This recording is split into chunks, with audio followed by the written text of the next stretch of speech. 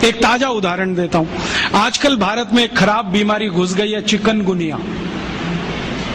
लाखों लोग प्रभावित हैं।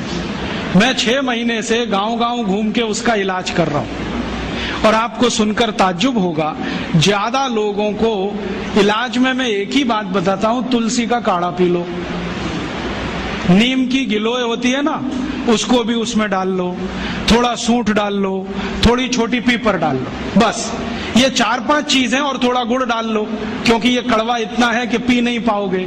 इतने मात्र से 3 खुराक में बीमारी ठीक हो रही है। और जो एलोपैथी से कर रहे हैं ना, बोवेरॉन के 3-3 इंजेक्शन ठोक दो, डाइक्लोफेनेक दे दो और पैरासीटामोल भी दे दो, जो तुम्हारे पास है सब दे दो। 20-20 दिन से बिस्तर में पड़े तड़प रहे, 20-20 दिन से। अभी आज मैं आया भीलवाड़ा से, और आने का देरी का कारण भी यही है कि वहां 1 लाख लोग चिकनगुनिया से पीड़ित हैं। वहां डॉक्टर आते हैं, राजीव भाई जरा बताओ ना। मैंने कहा अपना इंजेक्शन खुद क्यों नहीं ठोक लेते? कहते हमें मालूम है इसके साइड इफेक्ट क्या है, तो पेशेंट को क्यों नहीं बताते? इतने हरामखोर हो, तुम्हें मालूम है कि इसका साइड इफेक्ट क्या है? बोवेरॉन लगाएंगे तो क्या होने वाला है? मुंह में छाले हो जाएंगे, गले में छाले हो जाएंगे, अल्सर भी हो सकता है, तुम जानते हो, फिर पेशेंट को क्यों नहीं बताते? ये हरामखोरी तुम में कहां से आ गई? अपने को इंजेक्शन ठोकोगे नहीं, उसको ठोकते जाओ, तुम्हें मालूम नहीं है ठीक नहीं होगा, फिर पैरासीटामोल देते जाओ, डाइक्लोफेनेक देते जाओ, नोवलजीन के इंजेक्शन लगाते जाओ। और दुर्भाग्य से एलोपैथी ने ये सब नाम 20 साल पहले बैन कर दिए। वो कहते हैं डाइक्लोफेनेक खराब है, पैरासीटामोल तो और भी खराब है, नोवलजीन तो 1984 से बैन है यूरोप में और अमेरिका में, वही इंजेक्शन यहाँ ठोक रहे हैं लगातार। दुष्परिणाम है कि मरीज ठीक ही नहीं हो रहे। और मैं आपको मेरा अपना तजुर्बा बताता हूं। आप में से कुछ विद्यार्थी होम्योपैथी के हैं, आप जानते हैं कि होम्योपैथी की बहुत सारी दवाएं आयुर्वेद से ही निकली। तुलसी है ना, उसी से ओसीमम है। ओसीमम की 3-3 खुराक देके कर्नाटक में 70,000 रोगियों को चलता कर दिया, और वो 20-20 दिन से एलोपैथी खा रहे थे, रिजल्ट नहीं आ रहा है। ओसीमम 200 की 3 खुराक सफिशिएंट, और आदमी 20 दिन से तड़प रहा है बिस्तर में, न नींद आ रही है, न चैन मिल रहा है, इतनी उल्टियां हो रही हैं, बुखार उतर नहीं रहा है, सब तकलीफ है। 3 डोज दो, खत्म कहानी। माने उसको फिर कुछ जरूरत ही नहीं।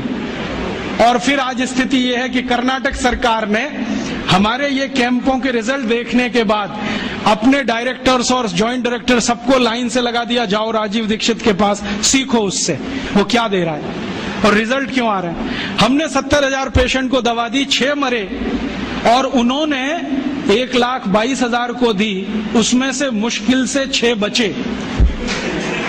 ये कर्नाटक का हाल है। कर्नाटक में चिकनगुनिया इतना बुरी तरह से फैला है, कोई गांव नहीं बचा जहां चिकनगुनिया ना हो। मेरी तो स्थिति यह है कि कार्यकर्ता कम पड़ गए, डॉक्टर कम पड़ गए।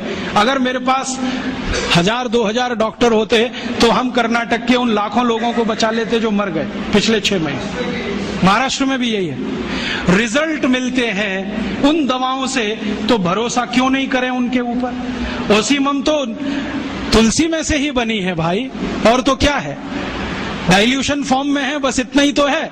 और तुलसी का काढ़ा समझ लो मदर टिंचर फॉर्म है उसका, तो काढ़ा दे दो तो समझ लो मदर टिंचर दे दिया, और पोटेंसी में दिया तो डाइल्यूट करके दिया। और आप जानते हैं कि ये आयुर्वेद का ही सिद्धांत है कि औषधि की मात्रा जितनी कम रखो, असर उतना ही अधिक है। होम्योपैथी तो इसी पे काम करती है। तो अपने विज्ञान में दम तो है, अपनी विद्या में दम तो है, बस इसका प्रचार करने की बात है। प्रचार कौन करेगा? आप करेंगे। और इसका सबसे सरल तरीका है वॉक एंड टॉक। सबसे सरल तरीका। अगर आप इसका अपनी विद्याओं का प्रचार करना चाहते हैं, सरकार तो करेगी नहीं, क्योंकि वो एलोपैथी के चंगुल में फंसी है। हमारी सरकार के 2 मंत्रियों का तो मेरा तजुर्बा है पिछले 6 साल में। जब मैं उनके पास गया स्वास्थ्य मंत्री को मिलने के लिए, वो कहते राजीव भाई ये सब हमको समझता है, कर कुछ नहीं सकते, क्योंकि ऐसा जकड़ के रख लिया है। तो मैंने कहा इसमें आग तो लगा सकते हो, आग ही लगा दो हनुमान जी की तरह से, रावण की लंका एक बार जल जाए, कम से कम कहानी तो खत्म हो जाए। तो कहते हैं उतनी हिम्मत अभी तक नहीं आई है, आ जाएगी तो वो भी लगा देंगे। तो उनमें तो आने से रही, क्योंकि वो तो फंसे हैं अपने स्वार्थ में। आप इसको तैयारी करो, एक न एक दिन ये विदेश से आई हुई चिकित्सा पद्धति के तंत्र को ऐसे ही उखाड़ के फेंकना है जैसे ईस्ट इंडिया कंपनी को उखाड़ के फेंका था हमने।